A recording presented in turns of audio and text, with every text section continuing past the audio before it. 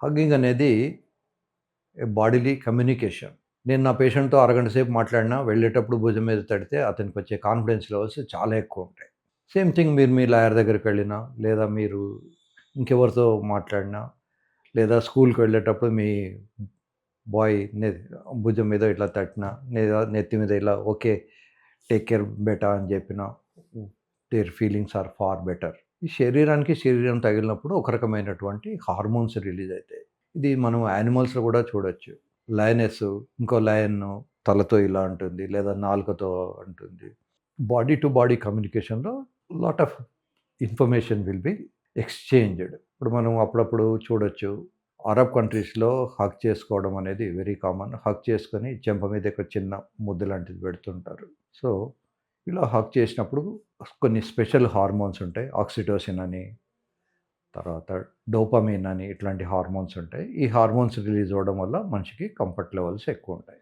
Hug చేసుకున్నా, kiss చేసినా ఇవన్నీ గూడా బాడీ టు బాడీ కమ్యూనికేషన్. మనం వర్బల్‌గా గూడా కమ్యూనికేట్ చేసుకుంటాం. ఈ కమ్యూనికేషన్ చాలా విచిత్రమైంది. కొన్ని కమ్యూనికేషన్స్ వర్బల్ ఉంటాయి. కొన్ని కమ్యూనికేషన్స్ స్పిరిచ్యువల్ ఉంటాయి. ఈ వ్యక్తి ఆ వ్యక్తిని చూడడు, ఆ వ్యక్తి ఈ వ్యక్తిని చూడడు. కానీ వాళ్ళిద్దరూ ఒక ఫిలాసఫీ గురించి మాట్లాడుకుంటుంటారు. That is also one type of communication. ఇది స్పిరిచ్యువల్ లెవెల్‌లో కమ్యూనికేషన్. ఫిజికల్ లెవెల్‌లో కమ్యూనికేషన్ అనేది హగ్, కిస్సు ఇట్లాంటివి. ఎవరైతే రోజుకు చాలా సార్లు హగ్ చేసుకుంటారో అట్‌లీస్ట్ 3, 4 టైమ్స్ ఈచ్ హగ్గి అట్‌లీస్ట్ 20 సెకండ్స్ అట్లా ఉంటే 4-8 హగ్స్ వల్ల బీపీ తగ్గుతుంది, టెన్షన్ తగ్గుతుంది, యాంగ్జైటీ తగ్గుతుంది, రిలాక్స్‌డ్‌గా పనిచేస్తారు. ఎస్పెషల్లీ మీరు మీ హస్బెండు ఆఫీస్‌కి వెళ్ళే ముందు ఒకసారి హగ్ చేసుకోండి. వచ్చిన తర్వాత ఇంకోసారి హగ్ చేసుకోండి. మీ పిల్లలు స్కూల్‌కెళ్ళే ముందు ఒకసారి హగ్ చేసుకోండి. వచ్చిన తర్వాత ఒకసారి హగ్ చేసుకోండి. చిన్నప్పటి నుంచే కొడుకులకు, బిడ్డలకు తల్లిదండ్రులు కొన్ని నేర్పాలి. ఏది హెల్తీ టచ్, ఏది అన్‌హెల్తీ టచ్ అనేది. ఫర్ ఎగ్జాంపుల్ చెస్ట్ మనం కవర్ చేసుకుంటాం. సో, చెస్ట్ లోపల టచ్ కాకూడదు. చెయ్యి ఇట్లాంటివి చేయొచ్చు. ఫేస్ టచ్ చేయొచ్చు. అలాగే ఈ అమ్మాయిలకు ముఖ్యంగా వాళ్ళ ఇంట్లో పెద్దవాళ్ళు గూడా ఒక్కొక్కసారి డేంజరస్‌గా తయారవుతారు. తాతగారైనా, లేదా పక్కింటి వాళ్ళైనా. కనుక తల్లి జాగ్రత్తగా అమ్మాయిలకు హెల్తీ టచ్, అన్‌హెల్తీ టచ్ అనేది కొంచెం వయసు వచ్చిన తర్వాత నేర్పాలి. తర్వాత పిల్లలకు చెప్పాలి. అట్లా ఎవరైనా పెద్దవాళ్ళు చేస్తే వచ్చి తల్లికి ఇన్ఫార్మ్ చేయాలి అని. మన హిందూ సంప్రదాయంలో ఏమిటంటే కొంత వయసు వచ్చిన తర్వాత తండ్రి, బిడ్డలు గూడా ఒకటే ప్లాట్‌ఫామ్ మీద కూర్చోకూడదు. They should sit in different places. ఒకళ్ళు చైర్‌లో కూర్చుంటే ఇంకోళ్ళు టేబుల్ మీద కూర్చోవాలి అలా. That was tradition. అది కొద్ది కొద్దిగా మారుతూ వస్తుంది.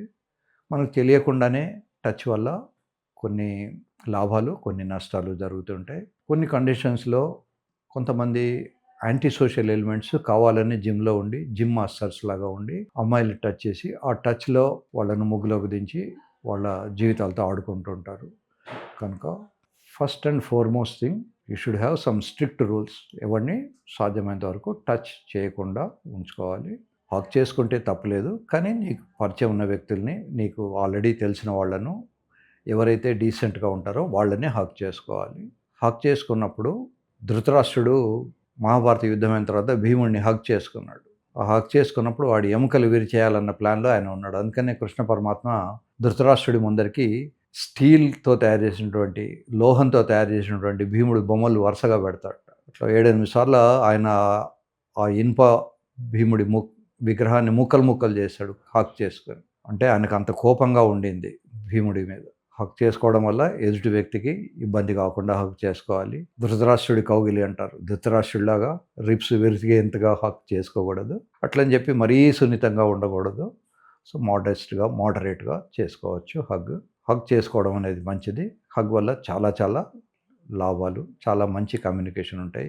ఎప్పుడైనా భార్యాభర్తలు గొడవ పడ్డప్పుడు ఒక స్టేజ్‌కి వచ్చిన తర్వాత ఇద్దరికీ ఈగో ఉంటుంది. అప్పుడు ఎవరో ఒకళ్ళు ముందుకొచ్చి ఒకసారి హగ్ చేసుకుంటే అంతకుముందు ఉన్న డైలాగులు అవన్నీ కూడా మర్చిపోయి మళ్ళీ కమ్యూనికేషన్ డెవలప్ అయ్యే అవకాశం ఉంటుంది. దాన్ని ప్రొసీడ్ కాగా ఎప్పుడైనా డిఫరెన్సెస్ ఆఫ్ ఒపీనియన్ ఉండి మాట పెరిగితే దాని ending must be with a hug. దానివల్ల ఆ చిన్నపాటి వార్ అక్కడికి ఎండ్ అయిపోతుంది.